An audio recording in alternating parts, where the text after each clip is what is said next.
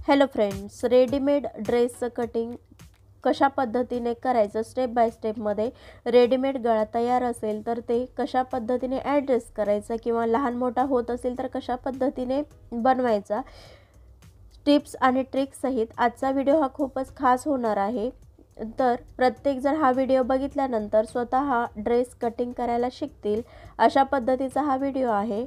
तर हा कस्टमरचा आहे, रेडीमेड पीस आहे, तर तो शिवायचा कसा. बरेच वेळा वरची कुर्ती कटिंग करताना प्रॉब्लेम येतो, तर आजच्या व्हिडिओनंतर कुठलाही प्रॉब्लेम येणार नाही अशा पद्धतीने स्टेप बाय स्टेपमध्ये मी तुमच्याबरोबर शेअर करणार आहे. ठीक, तर अशा पद्धतीने टेप पकडून पहिल्यांदा लांबी चेक करायची आहे, त्यानंतर अशा शोल्डर चेक करून घ्यायचा आहे. शोल्डर आणि लांबी ही ज्याप्रमाणे हाईट असेल त्याप्रमाणे किंवा कस्टमरच्या आवडीनुसार येतं. तर आपण जो आहे तर हा उलटा फोल्ड करून घेतलेला आहे पीस आणि मधून बरोबर गळा दोन्ही साईडला अर्धा येईल अशा पद्धतीने फोल्ड करून घेतलेला आहे. ठीक, त्यानंतर इथे शोल्डर घेतलेला आहे आपण 6.5 इंच. ठीक, त्यानंतर इथे चेस्ट, आता चेस्ट जी आहे तर ती 30 इंच आहे, त्याप्रमाणे 30 इंच आहे आणि मुंडा जो आहे तर तोही आपण इथे 6.5 इंचच घेतलेला आहे. जेवढा पण आपला शोल्डर आहे तेवढाच मुंडा घ्यायचा आहे. ठीक, त्यानंतर आता इथे येते चेस्ट. आता चेस्ट आहे 30 इंच, तर त्याच्यामध्ये मी घातल्याबरोबर 3 इंच मिक्स करायचं. जो पण असेल तर त्याच्यामध्ये 3 इंच मिक्स करायचं. ठीक, तर त्यानंतर 33 इंच आहे, त्याच्यामध्ये 3 इंच मिक्स केल्यानंतर 36 इंच होतं. तर त्याचा बरोबर टेपच्या साहाय्याने फोल्ड करून बघायचं आहे. तर बरोबर 36चा चौथा भाग किती होतो, 9 इंच. तर बरोबर 9 इंचावरती टिक मार्क केलं, तो झाला आपला छातीचा भाग. त्यानंतर इथे येतो आपला कमरेचा भाग. आता जो पण आहे तर तो 14 इंचावरती कमर येईल आणि 20 इंचावरती टिक मार्क करायचा आहे, तर तो आपला सीट घेर असणार आहे. तर हे सर्व साईजसाठी 14 इंचावरती कमर घेर आणि 20 इंचावरती सीट घेर असा माप तुम्ही घेऊ शकता. त्यानंतर इथे कमर आहे आपली 30 इंच, त्याच्यामध्ये प्लस 3 इंच करायचं आहे. ठीक, तर त्यानंतर इथे आपलं बरोबर 33 इंच येतं. तर त्याचा इथे बरोबर टेपच्या साहाय्याने, आता टेप कशा पद्धतीने पकडायचं हेही मी तुम्हाला दाखवलेलं आहे आणि 4 फोल्ड करून घ्यायचा आहे. तो मिळालेला भाग असेल आपला चौथा भाग. 4 फोल्ड केल्यानंतर चौथा भाग मिळतो. ठीक, आणि स्क्रीनवर जे दाखवलेले आहे तर ती आपली या ड्रेसची मापं आहे, तर त्याप्रमाणे आपण इथे कटिंग करत आहोत. कमरेचा चौथा भाग टिक मार्क केल्यानंतर खाली येतो सीट घेर. आता सीट घेर जो पण असेल तर त्याचा आपल्याला इथे 2 मिक्स करायचा आहे. इथे आहे 35 इंच हा सीट घेर आहे, त्याच्यामध्ये 2 इंच मिक्स केलं, 37 इंच झालं. 37 इंच जिथे पण टेपवर येतं पकडून घ्यायचं आहे, 4 फोल्ड करून घ्यायचा आहे आणि येणारा जो पण भाग असेल तर तो इथे आपला असेल चौथा भाग. ठीक, तर हे 4 फोल्ड केल्यानंतर आता टेपवर कशा पद्धतीने फोल्ड करायचं हेही मी तुम्हाला प्रत्येक वेळेस दाखवते. तर जो पण इथे येतो तर तो आपल्याला घ्यायचा. इथे आपण 9.25 इंचावरती टिक मार्क केलेला आहे. तर वरचा जो आहे तर हा आपला झाला छातीचा भाग, म्हणजे चेस्टचा चौथा भाग घेतला जो मुंड्याच्या खाली चिकटून आलेला आहे, तर ती असते आपली चेस्ट. ठीक, त्यानंतर इथे खाली कमर आणि सीट घेर. तर सीट घेर बरोबर आपण चौथा भाग करून घेतलेला आहे.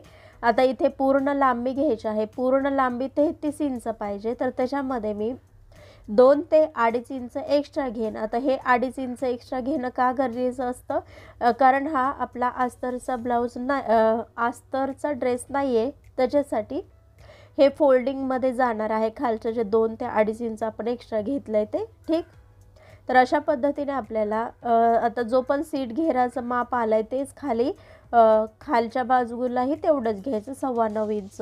आणि ज्या लाईन आहे तर त्या स्टेप बाय स्टेपमध्ये छाती, कमर आणि सीट घेरापर्यंत खालपर्यंत व्यवस्थित अशा आखून घ्यायच्या आहेत. ठीक, तर इथे जो पण सीट घेरा वरती आला आहे तर तोच खाली तेवढंच माप घ्यायचं आहे आणि अशा पद्धतीने व्यवस्थित असं कटिंग करून घ्यायचं आहे. आता इथे मार्जिनसाठी आपल्याला 2 किंवा 1.5 इंच ठेवू शकतो.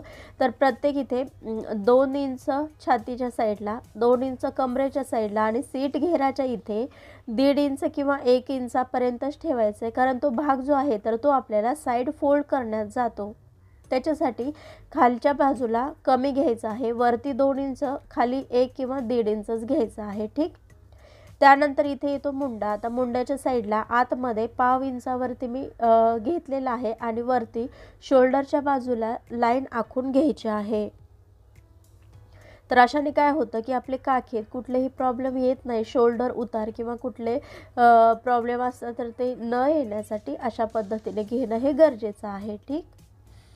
तर त्यानंतर इथे शोल्डर उतार हे आपल्याला घ्यायचं आहे, पण ते आपण दोन्ही एकदम करणार आहोत. तर आता इथे गळा रुंदी येते 2.5 ते 3 इंचापर्यंत तुम्हाला आवडेल तेवढी गळा इंच इथे आपण गळा रुंदीही ठेवू शकता. इथे आपण 2.25 इंच गळा रुंदी घेतलेली आहे. तर बरोबर इथे 2.25 इंचावरती आपण टिक मार्क करून घेणार आहोत. तर तुमच्या आवडीनुसार इथे गळा रुंदी कमी जास्त तुम्ही करू शकता. त्यानंतर इथे गळ्याची पुढची लांबी ही आता इथे रेडीमेड गळा आहे तर त्यानुसार इथे कशा पद्धतीने करायचं, तर जो पण आपला गळा असेल तर तो आपल्याला तेवढाच घ्यावा लागणार आहे. तर इथे थोडंसं पाव इंच सोडून आपण इथे कटिंग करणार आहोत, कारण तो भाग जो आहे तर तो फोल्डिंगमध्ये जाईल, म्हणजे डिझाईनचा कपडा हा फोल्डिंगमध्ये येणार नाही. त्याच्यासाठी इथे आपण पाव इंच हे आतमधून कट करणार. ठीक. तर जेवढं पण गळ्याचं माप आहे म्हणजे गळा लांबी जी आहे तर ती रेडीमेड आहे, त्याच्यामुळे जेवढी पण आहे तर तेवढीच आपल्याला घ्यावी लागणार आहे. तर ह्या अशा पद्धतीने स्टेप बाय स्टेपमध्ये एकदम साधी सोपी कटिंग आपण करून घेऊया. तर हे जे आहे तर हे एकदम कोणालाही जमेल अशा पद्धतीची ही फ्रंट पार्टची कटिंग होती. आता आपण बघूया बॅक पार्ट. तर आता बॅक पार्टसाठी फ्रंट पार्ट जसा आहे तसा आपल्याला बॅक पार्टसाठीही ठेवायचा आहे. फ्रंट पार्ट एकदम जसा आहे तसा कपडा जो आहे तर तो डिझाईननुसार फोल्ड करायचा आहे. बरेच वेळा काय होतं की डिझाईन वर खाली होते, एकदम दोन्ही भाग जेव्हा आपण घेतो डिझाईन खाली वर होते. त्याच्यासाठी जेव्हा डिझाईन असेल तेव्हा बॅक आणि फ्रंट पार्ट हा वेगवेगळा कट करणं हे गरजेचं असतं. तर आता ज्या पद्धतीने आपण फ्रंट पार्ट ठेवलेला आहे तर तो आहे असा जो पण फ्रंट पार्ट आहे तो बॅक पार्टवर आहे असा चॉकच्या साहाय्याने आपल्याला आखून घ्यायचा आहे. तर हा जो पण येईल तर तो आपल्याला इथे आखून घ्यायचा आहे, म्हणजे पुढचं माप जे आहे तर ते घ्यायला आपल्याला सोपं जातं. त्यानंतर इथे शोल्डर आहे तेवढाच घ्यायचा आहे, मुंडाही आपल्याला तेवढाच घ्यायचा आहे 6.5 इंच. तर इथे आपण आतमध्ये घेतलं होतं पुढच्या भागासाठी, तर हे बरोबर सरळ करून घ्यायचं आहे